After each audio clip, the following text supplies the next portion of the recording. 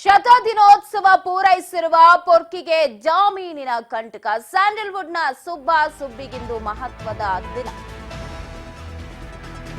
ಶತದಿನೋತ್ಸವ ಪೂರೈಸಿದ ಪೊರ್ಕಿಗೆ ಜಾಮೀನು ಕಂಟಕ. ಸ್ಯಾಂಡಲ್ವುಡ್ನ ಸುಬ್ಬಿಗಿಂದು ಮಹತ್ವದ ದಿನ. 100 ದಿನಗಳ ನಂತರವಾದ್ರೂ ಸಿಗತ್ತಾ ದಾಸನಿಗೆ ಮುಕ್ತಿ? ಇವತ್ತು ದಾಸನಿಗೆ ಸಿಗತ್ತಾ ಬೇಲ್? ಜೈಲೇ ಗತಿ ಆಗುತ್ತೆ? ಇಂದಿನ ವಿಚಾರಣೆಯಲ್ಲಿ ಏನೆಲ್ಲ ಬದಲಾವಣೆ ಆಗುತ್ತೆ?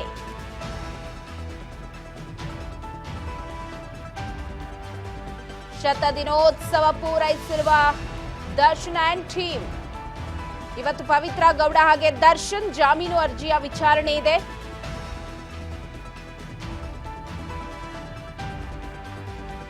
ಸೆಬಾಸ್ಟಿಯನ್ ಒಂದ್ ಕಡೆ ಪವಿತ್ರ ಪರ ವಾದಕ್ಕೆ ರೆಡಿಯಾಗಿದ್ರೆ ಇತ್ತ ದರ್ಶನ್ ಪರ ವಕೀಲರು ಕೂಡ ಸರ್ವಸನ್ನದ್ಧರಾಗಿದ್ದಾರೆ. ಇವತ್ತು ಶತಾಯಗತಾಯ ಬೇಲ್ ಪಡೆದೇ ತೀರ್ಬೇಕು ಅಂತ. ಬಹಳಷ್ಟು ಕುತೂಹಲ ಇದೆ, ಬೇಲ್ ಸಿಗತ್ತಾ, ಏನಾಗತ್ತೆ ಅಂತ. ಈಗಾಗಲೇ 100 ದಿನಗಳು ಪೂರೈಸಿ ಮುನ್ನುಗ್ತಾ ಇದ್ದಾರೆ ಜೈಲಲ್ಲಿ. ಇವತ್ತು ವಾದ ಪ್ರತಿವಾದವನ್ನ ಆಲಿಸಿ ಏನು ನಿರ್ಧಾರ ಹೊರ ಬೀಳಬಹುದು? ಇಂದಿನ ವಿಚಾರಣೆಯಲ್ಲಿ ಏನೆಲ್ಲ ಬದಲಾವಣೆಯಾಗಬಹುದು?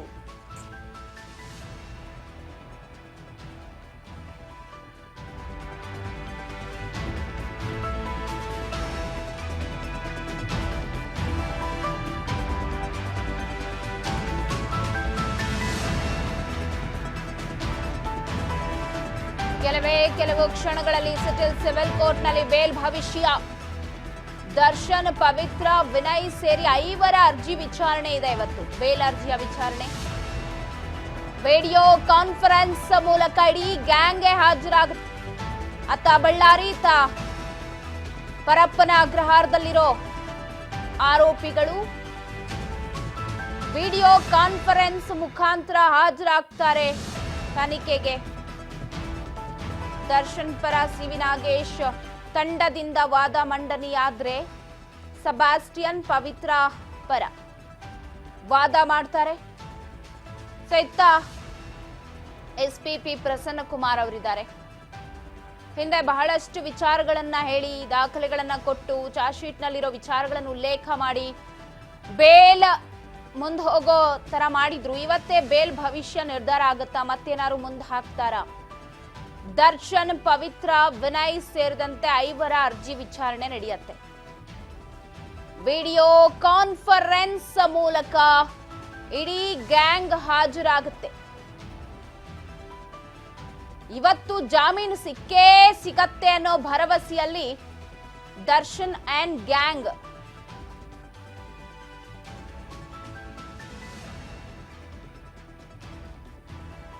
ಸಿಗತ್ತಾ ಬೇಲು? 100 ದಿನದ ನಂತರವಾದ್ರೂ ಏನಾಗಲಿದೆ ಬೇಲ್ ಭವಿಷ್ಯ? ಪವಿತ್ರ ಗೌಡ, ವಿನಯ್ ಇನ್ನಿತರ ಒಟ್ಟು 5 ಅರ್ಜಿ ವಿಚಾರಣೆ ಇದೆ ಇವತ್ತು. ಬೇಲ್ ಸಿಗತ್ತಾ? ಏನಾಗುತ್ತೆ ಕೋರ್ಟ್ನಲ್ಲಿ? ವಾದ ಪ್ರತಿವಾದವನ್ನ ಆಲಿಸಿ ಏನು ನಿರ್ಧಾರವನ್ನ ಮಾಡ್ತಾರೆ? ಹಿಂದೆ ಭವಿಷ್ಯ ನಿರ್ಧಾರವಾಗುತ್ತಾ ಬೇಲ್ ವಿಚಾರದಲ್ಲಿ?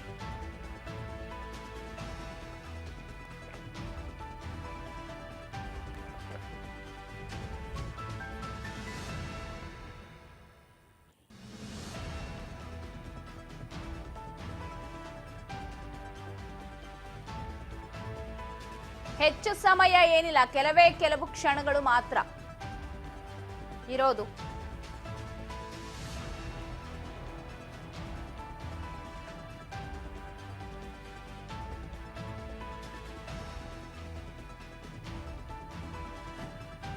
ದರ್ಶನ್ ಪರ ಸಿವಿ ನಾಗೇಶ್ ತಂಡ, ಅದರಲ್ಲಿ ಸುರೇಶ್ ಅನ್ನೋರು ವಾದ ಮಾಡ್ತಾರೆ ಅನ್ನೋ ಮಾಹಿತಿ ಇದೆ.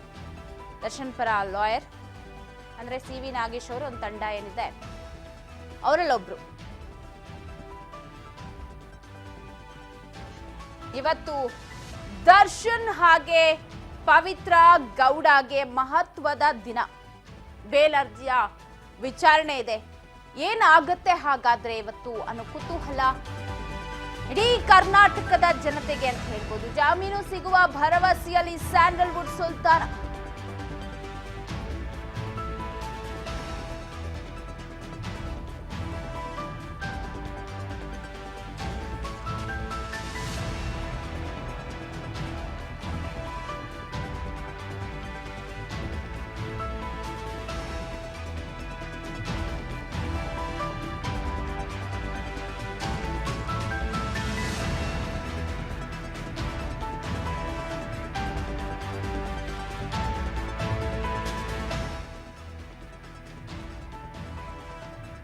ಜಾಮೀನು ಸಿಗುವ ಭರವಸೆಯಲ್ಲಿ ಸ್ಯಾಂಡಲ್ವುಡ್ನ ಸ್ಟಾರ್ ನಟ ಇರೋದು. ಈಗಾಗಲೇ ಕೋರ್ಟ್ಗೆ ಒಂದಷ್ಟು ವಿಚಾರಗಳನ್ನ ತಿಳಿಸಿದ್ದಾರಂತೆ. ಆ ಅಂಶಗಳೇ ದಾಸನಿಗೆ ಶ್ರೀರಕ್ಷೆಯಾಗಿದೆ ಅಂತ. ಹಾಗಾದ್ರೆ ಏನು ಅಂಶಗಳು? ಹಾಗಾದ್ರೆ ಆ ಒಂದು ಚಾರ್ಜ್ ಶೀಟ್ ನಲ್ಲಿ ಸಲ್ಲಿಕೆಯಾಗಿದೆಯಾ ಅಥವಾ ಇವರು ಕೊಟ್ಟಿರುವಂತಹ ವಾದದ ರಿಪೋರ್ಟ್ ಏನಿದೆಯಲ್ಲ ಅದರಲ್ಲಿ ಇದೆಯಾ? ಹಾಗಾದ್ರೆ ಕೃತ್ಯದ 4 ದಿನದ ಬಳಿಕ ರೇಣುಕಾಸ್ವಾಮಿಯ ಪೋಸ್ಟ್ಮಾರ್ಟಮ್ ಆಗಿದ್ದು ಶವದ ಪಂಚನಾಮೆ ವಿಳಂಬವಾಗಿದ್ದು ತನಿಖಾಧಿಕಾರಿ ಅದಕ್ಕೆ ವಿವರಣೆ ನೀಡಲೇ ಇಲ್ಲ ಅಂತ ಹೇಳೋದು. ರೇಣುಕಾಸ್ವಾಮಿ ತಲೆ ಮೇಲೆ ಇದ್ದಂತಹ ಗಾಯದ ಗುರುತು, ದೇಹದ ಕೆಲವೆಡೆ ಏಟುಗಳ ಗುರುತು, ಹಾಗೆ ವೈದ್ಯರ ವರದಿಯಲ್ಲಿ ಅಸ್ಪಷ್ಟತೆ ಕಾಣಿಸ್ತಿರೋದು, ಸಾವಿಗೆ ಕಾರಣ, ಸಾವಿನ ಸಮಯದ ಬಗ್ಗೆ ಸ್ಪಷ್ಟತೆ ಇಲ್ಲ ಅಂತ ಹೇಳಿ ವಾದ ಮಾಡ್ತಾ ಇರೋದು. ಆರೋಪಿಗಳ ಮೊಬೈಲ್ ಸಂದೇಶಕ್ಕೂ ದರ್ಶನ್ಗೂ ಯಾವುದೇ ಸಂಬಂಧ ಇಲ್ಲ. ಸೊ ಇದೆಲ್ಲ ನೋಡಿದಾಗ ಒಂದಷ್ಟು ಕಾರಣಗಳಿದೆ. ಅವ್ರ ಪರ ವಕೀಲರು ನೀಡಿ ವಾದವನ್ನ ಮಂಡಿಸ್ತಿದ್ದಾರೆ ಅಂತ. ಸೊ ಇವತ್ತು ಹಾಗಾದ್ರೆ ಆ ಅಂಶಗಳು ದಾಸನಿಗೆ ಎಷ್ಟರ ಮಟ್ಟಿಗೆ ಶ್ರೀರಕ್ಷೆ ಆಗತ್ತೆ? ದರ್ಶನ್ ಇವತ್ತಾದ್ರೂ ಬೇಲ್ ಸಿಗತ್ತಾ? ಹಿಂದೆಯಿಂದಲೂ ಭರವಸೆ ಹುಸಿಯಾಗ್ತಾ ಬಂದಿದೆ. ಬಟ್ ಇವತ್ತು ಇರುವಂತಹ ಭರವಸೆ ಯಾವ ರೀತಿ ದರ್ಶನ್ಗೆ ಕೈ ಹಿಡಿಯತ್ತೆ ಅಂತ ಎಲ್ಲದ್ರ ಬಗ್ಗೆ ಮತ್ತಷ್ಟು ಮಾಹಿತಿಯನ್ನ ಕೊಡ್ತಾ ಹೋಗ್ತಾರೆ ಪ್ರತಿನಿಧಿ ಯತೀಶ್. ಫೋನ್ ನ್ಯೂಸ್ ಡೆಸ್ಕ್ ನಿಂದ ನೇರ ಸಂಪರ್ಕದಲ್ಲಿದ್ದಾರೆ. ಎಸ್ ಯತೀಶ್, ದರ್ಶನ್ ಹಾಗೆ ಇಡೀ ಗ್ಯಾಂಗ್ ಈಗಾಗಲೇ 100 ದಿನಗಳನ್ನ ದಾಟಿ ಮುಂದೆ ಹೋಗ್ತಾ ಇದೆ. ಕಾನೂನಿನ ಹೋರಾಟವನ್ನ ಮಾಡ್ತಾನೆ ಬರ್ತಾ ಇದ್ದಾರೆ. ಕೊಲೆ ಕೇಸ್ನಲ್ಲಿ ಮುಕ್ತಿ ಸಿಗತ್ತಾ ದರ್ಶನ್ಗೆ ಅಂತ ಹೇಳಿದ್ರೆ ಹಿಂದೆ ಕೂಡ 27ನೇ ತಾರೀಕು ವಾದ ವಿವಾದಗಳನ್ನ ಕೇಳಿ ಇವತ್ತಿಗೆ ಮುಂದೂಡಿಕೆ ಮಾಡಿತ್ತು. ಕೆಲವೇ ಕ್ಷಣಗಳಲ್ಲಿ ಜಾಮೀನು ಅರ್ಜಿ ಭವಿಷ್ಯ ಇದೆ. ಇವತ್ತಾದ್ರೂ ಮುಕ್ತಿ ಸಿಗತ್ತಾ? ಏನೆಲ್ಲ ಅಪ್ಡೇಟ್ ಲಭ್ಯವಾಗ್ತಿದೆ ಇವತ್ತಿನ ಕೋರ್ಟ್ ವಿಚಾರಕ್ಕೆ ಸಂಬಂಧಪಟ್ಟಂತೆ? ಎಸ್ ಪವಿತ್ರ, ಏನಂತಂದ್ರೆ ದರ್ಶನ್ ಅವರು ಹಾಗೂ ಅವ್ರ ಗ್ಯಾಂಗ್ ರೇಣುಕಾಸ್ವಾಮಿ ಕೊಲೆ ವಿಚಾರದಲ್ಲಿ ಜೈಲಿಗೆ ಹೋಗಿ ಈಗಾಗಲೇ ಆಲ್ಮೋಸ್ಟ್ 110 ಡೇಸ್ 112 ಡೇಸ್ ಆಗೋಗಿದೆ. ಬಟ್ ದರ್ಶನ್ ಅವ್ರಿಗೆ ಯಾವಾಗ ಜೈಲಿಂದ ಆಚೆ ಬರ್ತಾರೆ, ಯಾವಾಗ ಈ ಒಂದು ಕೇಸಿಂದ ಮುಕ್ತಿ ಸಿಗುತ್ತೆ, ಈ ಎಲ್ಲ ಸಮಸ್ಯೆಗಳಿಂದ ಯಾವಾಗ ಬಿಡಿಸ್ಕೊಂಡು ಹೊರಗಡೆ ಬರ್ತಾರೆ ಅನ್ನುವಂಥ ಪ್ರಶ್ನೆ ನಮಗೆ ಮಾತ್ರ ಅಲ್ಲ, ಇಡೀ ಅವರ ಅಭಿಮಾನಿ ಬಳಗಕ್ಕಿರುವಂಥದ್ದು, ಅವರ ಕುಟುಂಬಕ್ಕೆ ಇರುವಂಥದ್ದು. ಅಲ್ಲದೆ ದರ್ಶನ್ ಅವರು ಒಂದು ಏನು ಚಾರ್ಜ್ ಶೀಟ್ ಹಾಕುವವರೆಗೂ ಕೂಡ ಅವ್ರು ಜಾಮೀನು ಅರ್ಜಿನ ಹಾಕಿರಲಿಲ್ಲ. ಅದನ್ನ ಅರ್ಥ ಮಾಡ್ಕೋಬೇಕಾಗತ್ತೆ. ಯಾಕೆ ಅವರು ಜಾಮೀನು ಅರ್ಜಿನ ಹಾಕಿರಲಿಲ್ಲ, ಯಾಕೆ ಚಾರ್ಜ್ ಶೀಟ್ಗೆ ವೆಯ್ಟ್ ಮಾಡ್ತಾ ಇದ್ರು ಅನ್ನೋದು ಕೂಡ ಇರುವಂಥದ್ದು. 100 ದಿನ ತಾಳ್ತಾರೆ, ಅಂದರೆ 90 ದಿನ ಆಲ್ಮೋಸ್ಟ್ 92 93 ದಿನಕ್ಕೆ ಅವರು ಚಾರ್ಜ್ ಶೀಟನ್ನು ಫೈಲ್ ಆಗುತ್ತೆ, ಚಾರ್ಜ್ ಶೀಟ್ ಆಗುತ್ತೆ. ಸೊ ಯಾಕೆ ಇಷ್ಟು ದಿನ ತೆಗೆದುಕೊಂಡು ಅಂತ ಬಂದಾಗ ಅಲ್ಲಿ ಗೊತ್ತಾದ ವಿಚಾರ, ಚಾರ್ಜ್ ಶೀಟಲ್ಲಿ ಏನೆಲ್ಲ ಅಂಶಗಳು ಇದ್ದಾವೆ ಅದರ ಮೇಲೆ ಬೇಲ್ ಅಪ್ಲೈ ಮಾಡೋಕ್ಕೆ ಈಸಿ ಆಗುತ್ತೆ ಅನ್ನೋದು ಕೂಡ ದರ್ಶನ್ಗೆ ಗೊತ್ತಿದ್ದಂಥ ವಿಚಾರ. ಹಾಗಾಗಿ ಚಾರ್ಜ್ ಶೀಟ್ ಹಾಕಿದ ಬಳಿಕ ಈಗ ದರ್ಶನ್ ಅವರು ಜಾಮೀನು ಅರ್ಜಿಯನ್ನು ಹಾಕಿದ್ದಾರೆ. ಸೊ ಈಗಾಗಲೇ 2 ಬಾರಿ ಜಾಮೀನು ಅರ್ಜಿ ವಿಚಾರ ಕುರಿತಂತೆ ವಿಚಾರಣೆ ನಡೀತಾ ಇದೆ. ಬಟ್ ಇವತ್ತಿಗೆ ಅದು ಮುಂದೂಡಿತ್ತು. ಸೆಪ್ಟೆಂಬರ್ 27ಕ್ಕೆ ಜಾಮೀನು ಅರ್ಜಿ ವಿಚಾರಣೆ ಬರುತ್ತೆ, ಅವತ್ತೇ ಅವರು ದರ್ಶನ್ ಹೊರಗಡೆ ಬರ್ತಾರೆ ಅಂತ ಈಗಾಗಲೇ ಎಲ್ಲರೂ ಕೂಡ ಮಾತಾಡ್ಕೊಂಡಿದ್ರು. ಸಾಮಾನ್ಯ ನೀವು ಕೂಡ ಕೇಳಿರ್ತೀರಾ, ದರ್ಶನ್ ಕರ್ಕೊಂಡು ಬರೋದಕ್ಕೋಸ್ಕರ ಸಾಕಷ್ಟು ತಯಾರಿ ಮಾಡ್ಕೊಂಡಿದ್ದಾರೆ. ಅವ್ರನ್ನ ಹೆಲಿಕಾಪ್ಟರ್ ಮುಖಾಂತರ ಕರ್ಕೊಂಡ್ಬರಬೇಕು. ಸೊ ಇದಕ್ಕೋಸ್ಕರ ಈಗಾಗಲೇ ಹೆಲಿಕಾಪ್ಟರ್ ಬುಕ್ ಆಗಿದೆ. ಇದೆಲ್ಲ ವಿಚಾರಗಳನ್ನು ಕೇಳಿದ್ರಿ. ಬಟ್ ಆ ದಿನ ಆಗಲಿಲ್ಲ. ಸೊ ಮಂಡೇ ಇವತ್ತಿಗೆ ಅದು ಮುಂದೂಡಿದೆ. ಸೊ ಇನ್ನೇನು ಕೆಲವೇ ಕ್ಷಣಗಳಲ್ಲಿ 57ನೇ CCH ಒಂದು ಕೋರ್ಟ್ನಲ್ಲಿ, ಈ ಒಂದು ನ್ಯಾಯಾಲಯದಲ್ಲಿ ಈಗಾಗಲೇ ಜಾಮೀನು ಅರ್ಜಿ ವಿಚಾರಣೆ ನಡೆಯಲಿದೆ. ಸೊ ಇವತ್ತು ಏನಾದರೂ ಸಿಗ್ಬೋದಾ ಅನ್ನೋ ಪ್ರಶ್ನೆ ಇರುವಂಥದ್ದು. ಬಟ್ ಸಿಗ್ಬೋದು ಅನ್ನೋದಕ್ಕೆ ಒಂದಷ್ಟು ಕಾರಣಗಳನ್ನು ಕೊಟ್ಟಿದ್ದಾರೆ. ಜೊತೆಗೆ ಸಿಗೋದಕ್ಕೆ ಸಾಧ್ಯ ಇಲ್ಲ ಅನ್ನೋದಕ್ಕೆ ಒಂದಷ್ಟು ಕಾರಣಗಳು ಇರುವಂಥದ್ದು. ಫಸ್ಟ್ ನಾನು ನಿಮಗೆ ಯಾಕೆ ಸಿಗೋದಿಲ್ಲ ಅಂತ ಹೇಳ್ಕೊಂಡು ಹೋಗ್ತಾ, ಆಮೇಲೆ ಸಿಗೋದಕ್ಕೆ ಇನ್ಫಾರ್ಮೇಷನ್ ಕೊಟ್ಕೊಂಡು ಬರ್ತೀನಿ. ಪವಿತ್ರ, ಯಾಕೆ ಸಿಗೋದಿಲ್ಲ ಅಂತಂದರೆ, ಈಗಾಗಲೇ ಈ ಒಂದು ಕೇಸಲ್ಲಿ A2 ಆರೋಪಿಯಾಗಿದ್ದಾರೆ ದರ್ಶನ್ ಅವರು.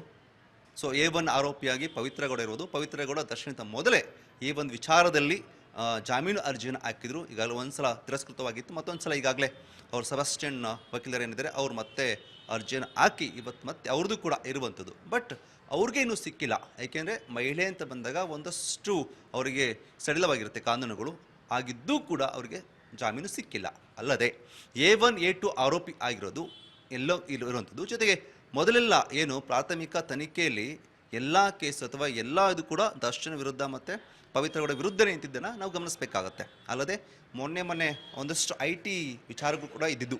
IT ವಿಚಾರವಾಗಿ 84 ಲಕ್ಷ ಏನು ಸಿಗುತ್ತೆ ದರ್ಶನ್ ಅವರ ಮನೆಯಲ್ಲಿ, ಮತ್ತು ಅದು ಆ ಒಂದು ಅಮೌಂಟ್ ಏನು ಓಡಾಡಿರುತ್ತೆ ಆ ಅಮೌಂಟ್ ಕುರಿತಂತೆ ಕೂಡ ಈಗ IT ಇಲಾಖೆಯಿಂದ ದರ್ಶನ್ ಅವರನ್ನು ತನಿಖೆ ಮಾಡ್ತಾ ಇದ್ದಾರೆ. ಈಗಾಗಲೇ 2 ದಿನಗಳ ಕಾಲ ತನಿಖೆಯನ್ನು ಮಾಡಿದ್ದಾರೆ. ಸೊ ಇದು ಕೂಡ ಅವರಿಗೆ ಟೆನ್ಷನ್ ಇರುವಂಥದ್ದು ಏನಾಗುತ್ತೆ ಅಂತ.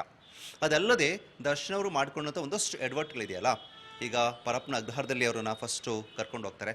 ಪರಪ್ಪನ ಅಗ್ರಹಾರ ಕರ್ಕೊಂಡು ಹೋದಂಥ ಸಮಯದಲ್ಲಿ ಅಲ್ಲಿ 68 ದಿನಗಳ ಕಾಲ ದರ್ಶನ್ ಅವರು ಅಲ್ಲಿ ಇರ್ತಾರೆ.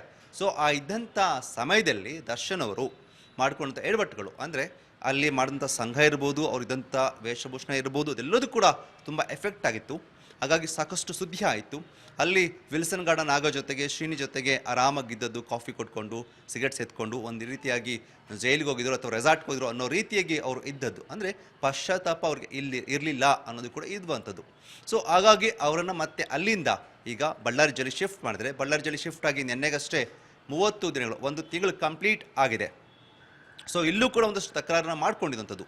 ಅಂದರೆ ನಂಗೆ ಅದೇ ಬೇಕು, ಇದೇ ಬೇಕು, ನಂಗೆ ಮನೆ ಊಟ ಬೇಕು, ಜೊತೆಗೆ TV ಬೇಕು, TV ಸರಿಯಾಗಿ ಆನ್ ಆಗ್ತಿಲ್ಲ, TV ಸರಿಯಾಗಿ ವರ್ಕ್ ಆಗ್ತಿಲ್ಲ, ಅದಂತೆ ಇದಂತೆ ಹೀಗೆ ಸಾಕಷ್ಟು ಒಂದಷ್ಟು ಪೊಲೀಸ್ ಜೊತೆಗೆ ಅಲ್ಲಿನ ಅಧಿಕಾರಿಗಳ ಜೊತೆಗೆ ಅವರು ಏನು ಕಿರಿಕ್ ಮಾಡ್ಕೊಂಡಿದ್ದು ಕೂಡ ಗೊತ್ತಿರುವಂಥ ವಿಚಾರ. ಸೊ ಇದೆಲ್ಲ ಇಟ್ಕೊಂಡು ಬಂದಾಗ ಸೊ ದರ್ಶನ್ ಅವರಿಗೆ ಒಂದಿಷ್ಟು ಜಾಮೀನು ಸಿಗೋದಕ್ಕೆ ಕಷ್ಟ ಆಗುತ್ತೆ. ಅಲ್ಲದೆ ಅವರು ಕೊಲೆ ಆದ ಬಳಿಕ ಅಂದರೆ ಏನು ರೇಣುಕಾಸ್ವಾಮಿ ಕೊಲೆ ಆಗುತ್ತೆ, ಆ ಬಳಿಕ ಆ ಒಂದು ಕೊಲೆಯನ್ನು ಅಥವಾ ಏನು ಮುಚ್ಚಾಕೋದಕ್ಕಿರ್ಬೋದು ಅಥವಾ ಬೇರೆ ಮೇಲೆ ಎತ್ತಾಕೋದಕ್ಕಿರಬೇಕು ಒಂದಿಷ್ಟು ಪ್ರಯತ್ನ ಪಟ್ಟಿದ್ರು ಅನ್ನೋದು ಕೂಡ ಇರುವಂಥದ್ದು. ಸೊ ಇದೆಲ್ಲವನ್ನ ಗಮನಿಸಿದಾಗ ದರ್ಶನ್ ಅವರಿಗೆ ಜಾಮೀನು ಸಿಗೋದು ಕಷ್ಟ ಅಂತೆ. ಏಕೆಂದರೆ ಹೊರಗಡೆ ಬಂದ ಮೇಲೆ, ಜಾಮೀನನ್ನು ತೆಗೆದುಕೊಂಡು ಬಂದ ಮೇಲೆ ಮತ್ತೆ ಈ ಕೊಲೆ ಕೇಸ್ ಹಳ್ಳ ಹಿಡಿಬೋದು ಅಥವಾ ಬೇರೆ ತರಹದಂಥ ಬೇರೆ ಬೇರೆ ದಾರಿನ ಹಿಡಿಬೋದು. ಏಕೆಂದರೆ ಐ ಪ್ರೊಫೈಲ್ ಇರುವಂಥ ವ್ಯಕ್ತಿ. ಸೊ ಇದೆಲ್ಲ ವಿಚಾರ ಮಾಡ್ಕೊಂಡು ಜಾಮೀನು ಅರ್ಜಿ ಸಿಗೋದು ಸ್ವಲ್ಪ ಕಷ್ಟ ಅಂತ ಹೇಳ್ತಾರೆ. ಅಟ್ ದ ಸೇಮ್ ಟೈಮ್ ಜಾಮೀನು ಸಿಗೋದಕ್ಕೆ ಕೂಡ ಒಂದಷ್ಟು ಅಂಶಗಳಿಗೆ ಕಾರಣವಾಗಿದೆ. ಯಾಕೆ ಅಂತಂದರೆ ಈ ಒಂದು ಚಾರ್ಜ್ ಶೀಟ್ನಲ್ಲಿ ಅಥವಾ ಈ ಒಂದು ವಾದ ವಿವಾದನ ಗಮನಿಸಿದಾಗ ದರ್ಶನ್ ಪರ ಒಂದಷ್ಟು, ದರ್ಶನ್ ವಿರುದ್ಧ ಒಂದಷ್ಟು ಪಾಯಿಂಟ್ಸ್ ಇದೆ, ಮತ್ತೊಂದಿಷ್ಟು ದರ್ಶನ್ ಪರವನೇ ಇರೋದು. ಅಂದರೆ ಈ ಕೊಲೆಗೂ ದರ್ಶನ್ಗೂ ಸಂಬಂಧ ಇಲ್ಲ ಅನ್ನೋ ರೀತಿಯೇ ಒಂದಷ್ಟು ವಿಚಾರಗಳು ಇಲ್ಲಿ ಇರುವಂಥದ್ದು. ಮೊದಲನೇದಾಗಿ ಆ ವ್ಯಕ್ತಿ ಕೊಲೆಗೆ 4 ದಿನ ಆದಮೇಲೆ ಏನು ಪೋಸ್ಟ್ಮಾರ್ಟಮ್ ಆಗುತ್ತೆ, ಶವದ ಪಂಚನಾಮ ಆಗುತ್ತೆ. ಬಟ್ ಯಾಕೆ 4 ದಿನ ವಿಳಂಬವಾಯಿತು, ಅಲ್ಲಿ ಏನಾಯಿತು, ಇದೆಲ್ಲ ವಿವರಣೆಗಳನ್ನ ಅಲ್ಲಿನ ಅಧಿಕಾರಿಗಳು ಕೊಟ್ಟಿಲ್ಲ. ಅದು ಕೂಡ ದರ್ಶನ್ಗೆ ಪ್ಲಸ್ ಪಾಯಿಂಟ್ ಆಗುತ್ತೆ. ಅಲ್ಲದೆ ಕೊಲೆ ಆದ ದಿನ, ಕೊಲೆ ಆದ ಹಿಂದಿನ ದಿನ ಅಥವಾ ಆಗ ಹಿಂದಿನ ದಿನ, ಕೊಲೆ ಆದ ಬಳಿಕ ದರ್ಶನ್ ಇದ್ದಂಥ ರೀತಿ, ದರ್ಶನ್ ಕೂಡ ಎಲ್ಲೂ ಕೂಡ ವಿಚಲಿತವಾಗಿಲ್ಲ. ಅಥವಾ ಒಬ್ಬ ವ್ಯಕ್ತಿ ಕೊಲೆ ಮಾಡಿದೆ ಅಂತಂದಾಗ, ಆ ವ್ಯಕ್ತಿಯಿಂದ ಕೊಲೆ ಆಗಿದೆ ಅಂತ ಬಂದಾಗ ಸಾಕಷ್ಟು ವಿಚಲಿತ ಆಗ್ತಾರೆ, ಒಂದಿಷ್ಟು ಭಯ ಇರುತ್ತೆ, ಭೀತಿ ಇರುತ್ತೆ. ಬಟ್ ಅವರ ಫೋನ್ ಕಾಲನ್ನು ಚೆಕ್ ಮಾಡಿದಾಗ ಅಥವಾ ಅವ್ರು ಯಾರಿಗೆಲ್ಲ ಕಾಲ್ ಮಾಡಿದೆ ಅದೆಲ್ಲ ರೆಕಾರ್ಡಿಂಗನ್ನು ಚೆಕ್ ಮಾಡಿದಾಗ ಅವರು ನಾರ್ಮಲಾಗೆ ಮಾತನಾಡಿದ್ದಾರೆ, ನಾರ್ಮಲಾಗೆ ಇದ್ದಾರೆ. ಅದು ಕೂಡ ದರ್ಶನ್ಗೆ ಪ್ಲಸ್ ಪಾಯಿಂಟ್ ಆಗುತ್ತೆ. ಏಕೆ ಅಂತಂದರೆ ಅಲ್ಲಿ ಕೊಲೆಯಲ್ಲಿ ಭಾಗಿಯಾಗಿಲ್ಲ ಅನ್ನೋದು ಅದು ಕೂಡ ಒಂದಿಷ್ಟು ವಿವರಣೆ ಸಿಗುವಂಥದ್ದು ಪವಿತ್ರ. ಸೊ ಅದಲ್ಲದೆ ಜೊತೆಗೆ ನಿಮ್ಗೆ ಇನ್ನೊಂದಿಷ್ಟು ವಿಚಾರನ ಹೇಳ್ಕೊಂಡು ಹೋಗ್ತೀನಿ. ಅಂದರೆ ರೇಣುಕಾ ತಲೆ ಮೇಲೆ ಏನು ಆ ಒಂದು ಪೆಟ್ಟಾಗುತ್ತೆ 2.5 × 1 ಈ ಒಂದು ಅಳತೆ ಮೇಲೆ ಗಾಯದಿರ್ಬೋದು ಅಥವಾ ದೇಹದ ಕೆಳಗಡೆ, ದೇಹದ ಮೇಲೆ ಆಗಿರುವಂಥ ಒಂದಷ್ಟು ಏಟುಗಳ ಗುರುತು ವೈದ್ಯರ ವರದಿಯಲ್ಲಿ ಸ್ಪಷ್ಟತೆ ಇಲ್ವಂತೆ. ಅದು ಕೂಡ ಸ್ಪಷ್ಟವಾಗಿ ಸಿಕ್ಕಿಲ್ಲ ಅನ್ನೋ ಮಾತನ್ನು ಹೇಳ್ತಿರೋದು. ಇನ್ನು ಸಾವಿಗೆ ಕಾರಣ ಜೊತೆಗೆ ಸಾವಿನ ಸಮಯ ಯಾರ್ದು ಕೂಡ ಹೇಳಿಲ್ಲ. ಅಂದರೆ ಹೊಡೆತ ತಿಂದು ಅಥವಾ ಸತ್ತೋದ್ನ, ಹಾರ್ಟ್ ಅಟ್ಯಾಕ್ ಆಗಿ ಸತ್ತೋದ್ನ, ಏನಾಗಿ ಸತ್ತ ಆ ವ್ಯಕ್ತಿ, ಯಾಕೆ ಸತ್ತಿರ್ಬೋದು ಅನ್ನೋದು ಕೂಡ ಇನ್ನು ಸರಿಯಾದ ವಿವರಣೆಯನ್ನು ವೈದ್ಯರು ಕೊಟ್ಟಿಲ್ಲ ಅಂತ ಹೇಳಲಾಗ್ತಾ ಇದೆ. ಅಲ್ಲದೆ CCTV ದೃಶ್ಯಾವಳಿಗೆ ಏನು ದೃಶ್ಯಗಳು ಕಂಡು ಬಂದಿದೆ ಅದಕ್ಕೂ ಮತ್ತೆ ಒಂದಷ್ಟು ವಿಚಾರಗಳು ಕೂಡ ಸಾಮ್ಯತೆ ಇಲ್ಲ ಅನ್ನೋದು ಕೂಡ ಒಂದಿಷ್ಟು ಇರುವಂಥದ್ದು. ಜೊತೆಗೆ ಒಂದಷ್ಟು CRPC 164 ಹೇಳಿಕೆ ಏನಿದು ಅದಕ್ಕೂ ವೈದ್ಯಕೀಯ ವರದಿಯೂ ಕೂಡ ಸಾಮ್ಯತೆ ಕಂಡು ಬರ್ತಿಲ್ಲ ಅನ್ನೋದು ಕೂಡ. ಅಲ್ಲದೆ ಸಾಕ್ಷಿಗಳು ಏನು ಹೇಳಿದರೆ ಆ ಸಾಕ್ಷಿ ಹೇಳಿಕೆ ಜೊತೆಗೆ ಸಿಕ್ಕಿರುವಂಥ, ಅಂದರೆ ತಂತ್ರಜ್ಞಾನದ ಏನು ಸಾಕ್ಷಿ ಸಿಗುತ್ತೆ ಅಲ್ಲೂ ಕೂಡ ಒಂದಷ್ಟು ಸಾಮ್ಯತೆಗಳು ಇದ್ದಾವೆ ಅನ್ನೋದು ಕೂಡ ಇಲ್ಲಿ ಕಂಡು ಬರ್ತಿರೋದು.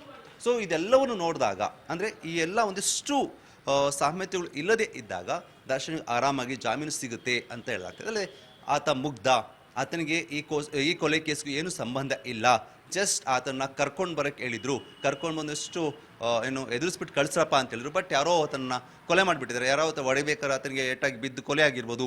ಸೊ ಈ ಥರ ಕೂಡ ಹೇಳ್ಬೋದು. ಹಾಗಾಗಿ ಒಬ್ಬ ಮುಗ್ಧನನ್ನು ಈ ಒಂದು ಕೊಲೆ ಕೇಸ್ನಲ್ಲಿ ಸೇರಿಸಿದ್ದಾರೆ ಅಂತ ವಾದ ಕೂಡ ಮಾಡ್ಬೋದು.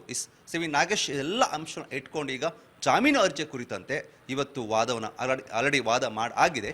ಸೊ ಮತ್ತೊಂದಿಷ್ಟು ವಾದ ಇದೆ. ಹಾಗಾಗಿ ಇವತ್ತು ಏನು ಆಗ್ಬೋದು, ಜಾಮೀನು ಸಿಗ್ಬಹುದಾ ಸಿಗೋದಿಲ್ವಾ ಅನ್ನೋ ಪ್ರಶ್ನೆ ಜೊತೆಗೆ ಇದು ಕೂಡ ಸಿಗ್ಬೋದು ಅನ್ನೋದಕ್ಕೆ ಒಂದಷ್ಟು ಪಾಯಿಂಟ್ಸ್ ಆ್ಯಡ್ ಆನ್ ಆಗಿರೋದು. ಇದಾದಮೇಲೆ ಮತ್ತೊಂದು ಪ್ರಶ್ನೆ ಕೇಳ್ಬೋದು, ವಾಟ್ ನೆಕ್ಸ್ಟ್ ಅಂತ. ಜಾಮೀನು ಅರ್ಜಿ ಸಿಕ್ಕಿದ ಮೇಲೆ ಏನು ನೆಕ್ಸ್ಟು ಅಂತ ಕೇಳಿದಾಗ, ಒಂದು ವೇಳೆ ಸಿಕ್ಕಿದ್ರೆ ಅಲ್ಲೂ ಕೂಡ ದರ್ಶನ್ ಅವರು ಎಲ್ಲೂ ಕೂಡ ರಾಜ್ಯವನ್ನು ಬಿಟ್ಟು ಹೋಗೋದಕ್ಕೆ ಸಾಧ್ಯ ಇರೋದಿಲ್ಲ. ಅಥವಾ ಡೈಲಿ ಹೋಗಿ ಸೈನ್ ಹಾಕಬೇಕಾಗುತ್ತೆ, ಅಥವಾ ಸ್ಟೇಷನಲ್ಲಿದೆ ಅಲ್ಲಿ ಹೋಗಿ ಡೈಲಿ ಹೋಗಿ ಅಂದರೆ ಕೇಸ್ ಮುಗಿಯೋರು ಕೂಡ ಸೈನ್ ಹಾಕಬೇಕಾಗುತ್ತೆ. ಆಮೇಲೆ ಶೂಟಿಂಗ್ ಅಂತ ಬಂದಾಗ ಇಲ್ಲಷ್ಟೇ ಶೂಟಿಂಗ್ ಮಾಡಬೇಕಾಗುತ್ತೆ, ಎಲ್ಲೂ ಕೂಡ ರಾಜ್ಯವನ್ನು ಬಿಟ್ಟು ಹೋಗೋದಕ್ಕೆ ಸಾಧ್ಯ ಆಗೋದಿಲ್ಲ, ಇದಿರುತ್ತೆ.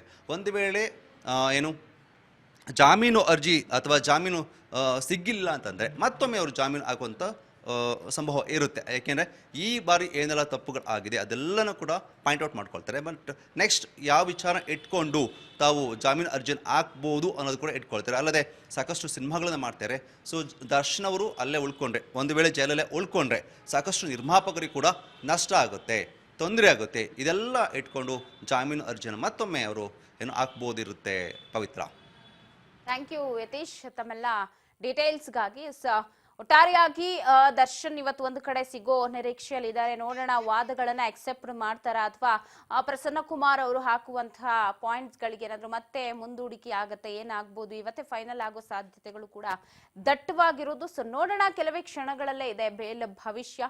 ಏನಾಗತ್ತೆ ಇವತ್ತು ದರ್ಶನ್ ವಿಚಾರದಲ್ಲಿ, ಜೈಲ ಅಥವಾ ಬೇಲ ಅಂತ.